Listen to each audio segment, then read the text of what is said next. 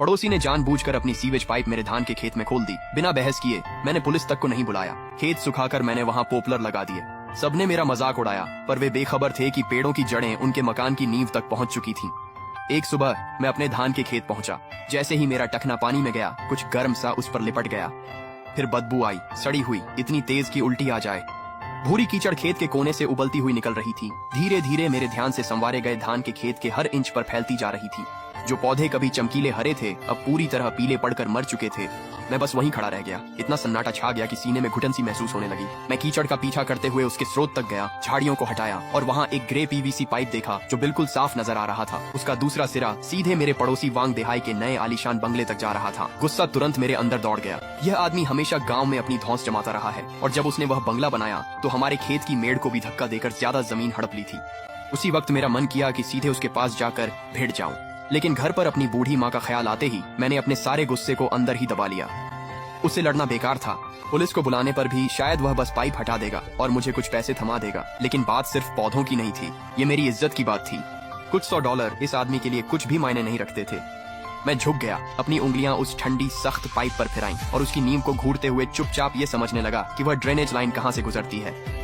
उस रात मैंने अपने परदादा की पुरानी खेती की पंचांग निकाली। उसमें लिखा था कि पॉपुलर के पेड़ों की जड़ें बहुत आक्रामक होती हैं, तेजी से बढ़ती हैं, इतनी ताकतवर कि पत्थर तक फाड़ सकती हैं। मैंने वह पन्ना पढ़ा और मुस्कुरा दिया। अगली सुबह सूरज निकलने से पहले मैंने अपनी कुदाल उठाई और बाहर निकल पड़ा।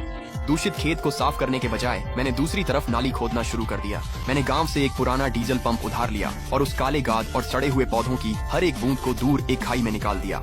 उस बदबू ने पूरे गांव में फैल गई। पड़ोसी नाक दबाते हुए वहां से गुजरते, मुझे अजीब नजरों से देखते।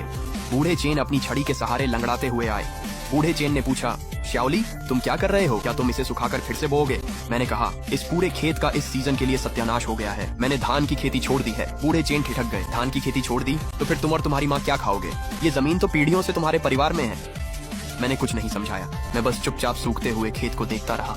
उसी समय एक तेज हॉर्न बजा और वांग देहाई की काली सेडान खेत के किनारे आकर जोर से ब्रेक लगाकर रुक गई। उसने खिड़की नीचे की, अपना बड़ा गोल सिर बाहर निकाला और सबसे घमंडी मुस्कान दिखाई जो तुमने कभी देखी हो। मैंने धीरे धीरे ऊपर देखा और उसकी आंखों में आंखें डाल दी। शांत, बिल्कुल भी विचलित नहीं। स्पष्ट था कि वह इसकी उम्मीद नहीं कर रहा था।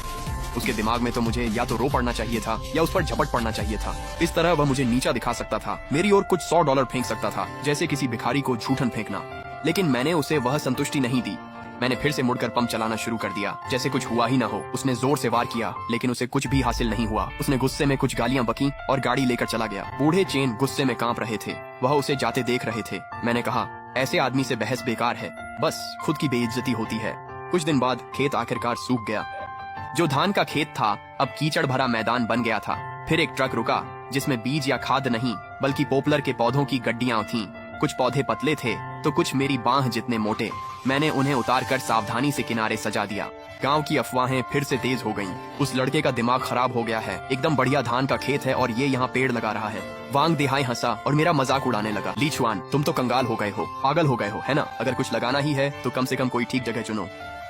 वो जमीन तो गंदे पानी में भीग चुकी है। तुम्हें क्या लगता है उस गंदी कीचड़ में क्या उगेगा? तुम बिल्कुल अपने बाप जैसे हो। ऊपर कुछ ठीक नहीं है। उसकी बातें बहुत चुभी। मेरा फावड़ा बीच में ही रुक गया। सीना कस गया, लेकिन मैंने सिर झुकाए रखा और कुछ नहीं कहा। मैंने और जोर से फावड़ा चलाया और मन ही मन सोचा, तुम लोग जल्दी ही समझ जाओगे।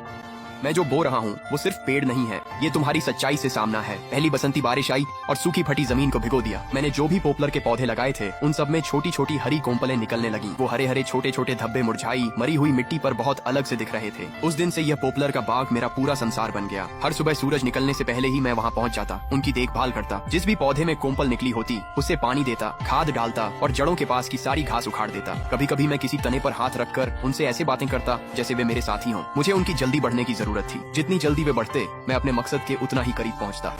दिन दर दिन धूप और हवा में मेरी त्वचा और गहरी होती गई और मेरे हाथ खुरदरे और कठोर हो गए, लेकिन मेरी आंखें, उनमें हमेशा एक चमक रहती थी जो उम्मीद और ठंडी गणनात्मक एकाग्रता के बीच कुछ थी। गांव में मेरे बारे में बातें बदल गईं। वो पागल है से वो जुनूनी है तक। कोई समझ नहीं पा रहा था कि एक किसान अपनी फसलें छोड़कर पेड़ों के झुंड के पीछे क्यों भाग रहा है। बूढ़े चेन कई बार मिलने आए, हर बार वही सिलसिला, गहरी सांस। फिर कहते, अपने चाचा की बात सुनो, जब तक मौका है इन पेड़ों को उखाड़ दो। मैं बस मुस्कुरा देता और सिर हिला देता। मेरी चुप्पी और जिद ने हर सलाह को अनसुना कर दिया। समय चुपचाप शुरुआती गर्मियों में सरक गया और वांग देहाई की वह आलीशान हवेली अब उसमें दरारें दिखने लगी थीं। एक दोपहर में यूं ही उसके पिछवाड़े से गुजर गया। एक झलक में ही मैंने वही देख लिया जिसकी मुझे तलाश थी। मेरी तरफ वाली दीवार के साथ साथ नींव के आधार से एक बारीक दरार चुपचाप ऊपर की ओर बढ़ रही थी। मेरा दिल जोर से धड़क उठा और संतोष की एक लहर मुझ पर छा गई। यह तो मेरी योजना से भी तेज हो रहा था। कुछ दिन बाद वांग देहाई ने एक राजमिस्त्री को बुलाकर दरार भरवाई। मैं आंगन की दीवार पीछे छिपकर सुनने लगा। राजमिस्त्री ने इसे मामूली ढसाव बताया, पर वांग देहाई बात मानने को राजी न था।